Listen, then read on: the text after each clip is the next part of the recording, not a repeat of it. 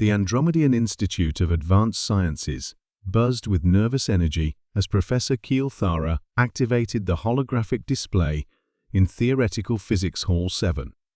Today's lecture would cover the Veiltar paradox, a mathematical impossibility that had stumped galactic civilization's greatest minds for over a millennium. "Students," she announced, her crystalline voice echoing through the amphitheater, "today we examine one of the universe's most persistent mysteries." The three-dimensional equation materialized in the center of the hall, its complex variables and impossible relationships stretching across multiple dimensions. Mathematical symbols from dozens of advanced civilizations intertwined in a pattern that seemed to mock logic itself. The Veiltar paradox, Professor Keelthara continued, describes the theoretical interaction between quantum consciousness and gravitational time dilation during faster-than-light travel. For 1,000 years, our greatest mathematical minds have attempted to reconcile these equations.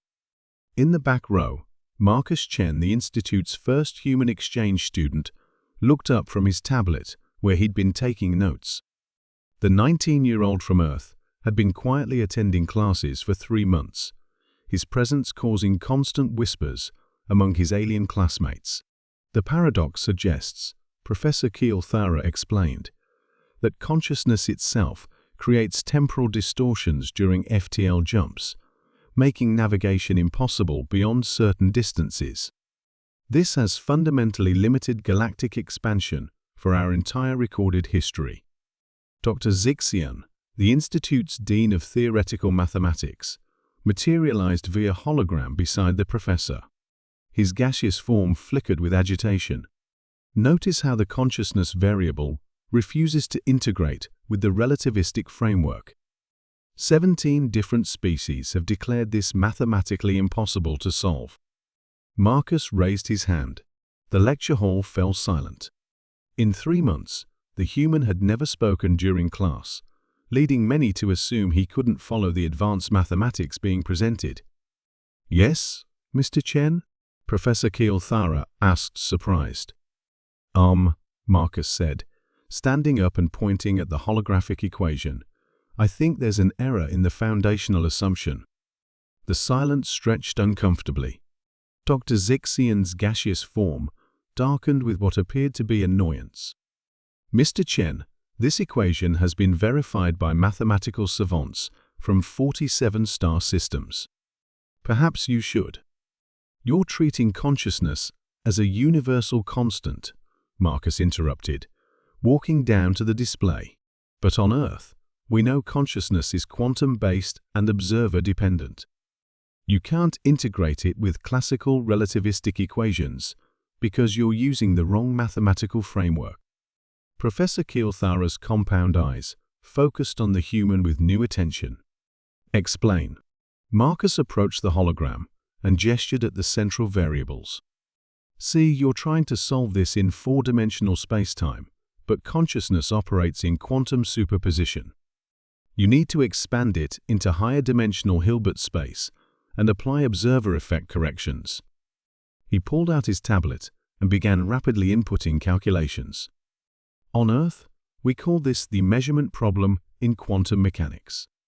You solve it by treating consciousness not as a constant, but as a dynamic observer function that collapses probability waves."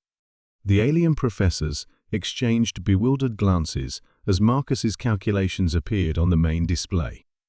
His approach was unlike anything in galactic mathematical tradition, crude by their standards, but following an internal logic they couldn't quite grasp. "This is elementary quantum theory," Marcus continued, unaware of the growing tension in the room. "We figured this out back in the 21st century. You just need to apply the Copenhagen interpretation to relativistic frameworks and account for consciousness as a quantum observer rather than a classical participant." The equations began shifting as Marcus input his corrections. Variables that had remained stubbornly incompatible for 1,000 years suddenly started aligning. The impossible mathematical relationships began resolving themselves into elegant, workable solutions.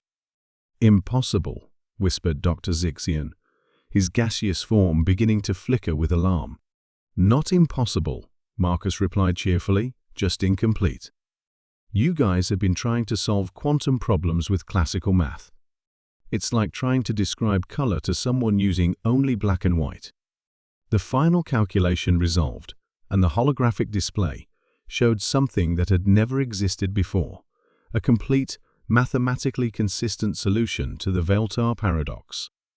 The lecture hall erupted in chaos.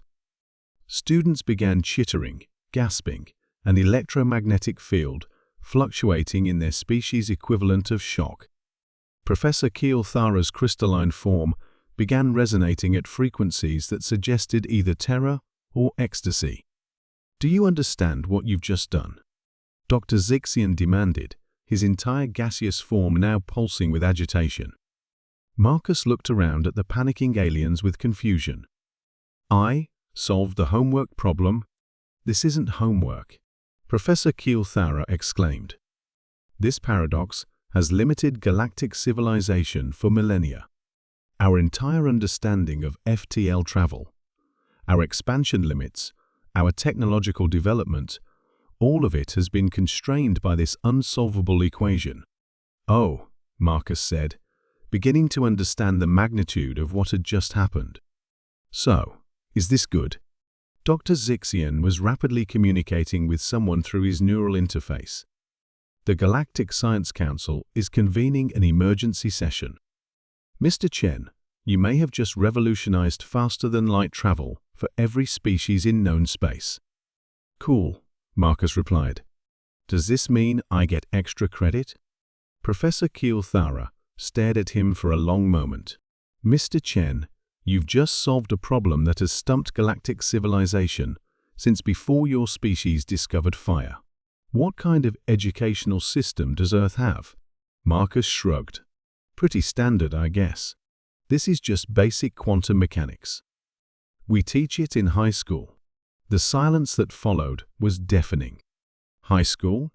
Dr. Zixian whispered. Yeah, you know, for teenagers. We cover quantum theory, relativity, basic consciousness studies. Standard curriculum for 14-year-olds. Professor Keel Thara's form began resonating at a frequency that Marcus was learning indicated extreme distress. Your species teaches quantum consciousness integration to children. Well, yeah. How else would they understand how their smartphones work? As news of the humans' breakthrough spread across the galaxy, one fact became increasingly clear to the galactic scientific community. They had dramatically underestimated not just human intelligence, but human education. Earth's primitive species was teaching concepts as basic curriculum that the galaxy's most advanced civilizations considered impossible theoretical physics. The implications were staggering, and Marcus Chen, who just wanted to pass his physics class, had accidentally triggered a galactic paradigm shift. So, he asked as alien professors continued to panic around him, when's the next assignment due?